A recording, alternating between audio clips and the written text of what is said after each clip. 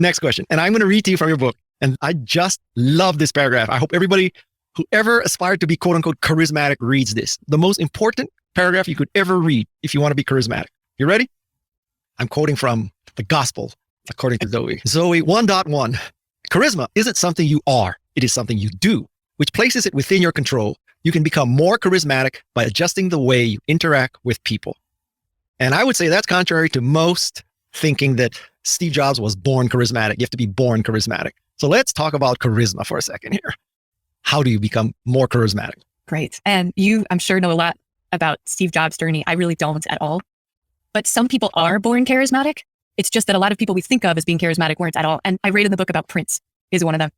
I love Prince's music. He was a hero to me, icon. And I was so excited when I finally got to see him in concert, in person. I was an adult and we're waiting there in his tiny little Las Vegas lounge for him to come on stage. For 2 hours, we're waiting and the tension is building. And he comes on stage and he looks directly into my eyes and says something like, "Are we alone?" And I turned to the person who was with me as a behavioral scientist named Eldar Shafir. I turned to Eldar Shafir. I'm like, "Oh my God, I'm going to faint." And then the woman next to me on the other side, someone I don't even know, she just drops to the floor unconscious in a dead faint.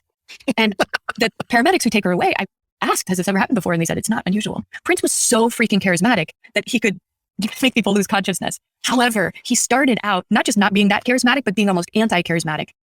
He was so shy and so quiet that when Warner Brothers had hired him and he produced an album and he had a #1 hit, they wouldn't let him go on tour because when they saw him in concert, he just turned slowly with his back to the wall and he just played his music to the wall because he was too shy to even talk to people.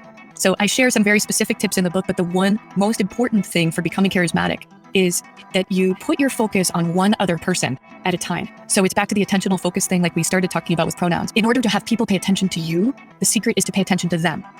And in a group of people, the secret is to do this one by one.